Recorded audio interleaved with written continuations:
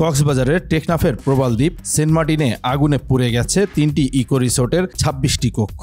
তবে এতে কোনো পর্যটক হতাহত হননি। তাৎক্ষণিকভাবে আগুনে ক্ষয়ক্ষতির পরিমাণ জানা যায়নি। মঙ্গলবার রাত 2:10 দিকে সেন্ট মার্টিনের গলাচিপা এলাকার বিচ ভ্যালি এবং কিংশুক সাইরি ইকো রিসোর্টে আগুন লাগে। প্রত্যক্ষদর্শী ও ইকো রিসোর্টে মালিকদের বরাত দিয়ে ইউপি চেয়ারম্যান জানান, গতকাল মধ্যরাতে সেন্ট মার্টিনের পশ্চিম সৈকতের গলাচিপায় অবস্থিত সাইরি ইকো রিসোর্টের অভ্যর্থনা কক্ষ থেকে আগুনের সূত্রপাত হয়।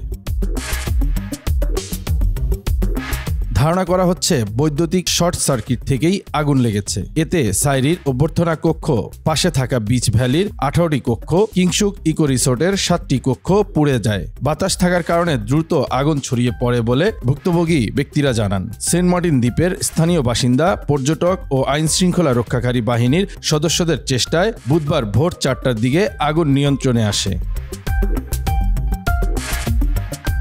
বিচ ভ্যালির ইকো রিসোর্টে ঢাকা থেকে বেড়াতে আসা এক দম্পতি জানান, আগুনের সূত্রপাতের সময় অধিকাংশ পর্যটক রিসোর্টের বাইরে ছিলেন। এ কারণে হতাহত হওয়ার কোনো ঘটনা ঘটেনি। তবে অধিকাংশ পর্যটকের মালামাল পুড়ে গেছে। তারা নির্ঘুম রাত কাটিয়েছেন। কটেজগুলোয় আগুন নিয়ন্ত্রণের বিকল্প কোনো ধরনের ব্যবস্থা না থাকায় সবকটি কক্ষ পুড়ে গেছে।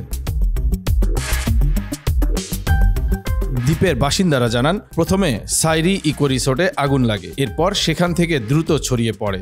ঘটনার খবর পেয়ে স্থানীয় লোকজন, কোস্টগার্ড, নৌবাহিনী, ট্যুরিস্ট পুলিশ ও বিজিবি সদস্যরা আগুন নিয়ন্ত্রণে আনেন। কিংশুক ইকো রিসোর্ট পুরোটাই পুড়ে গেছে। রিসোর্টের মালিক সরওয়ার আলম পরিবার নিয়ে গতরাতে সেখানেই ছিলেন। মুঠোফোনে কথা বলতে বলতে কান্নায় ভেঙে পড়েন তিনি জানান, আমি আমার বউ বাচ্চা নিয়ে দীর্ঘদিন পরে সেন্ট মার্টিন এসেছি। আমার বাচ্চাদের সামনে তিলে তিলে গড়া স্বপ্নের প্রতিষ্ঠানটি পুড়ে ছাই হয়ে গেছে। আমার সবকিছু শেষ হয়ে গেছে।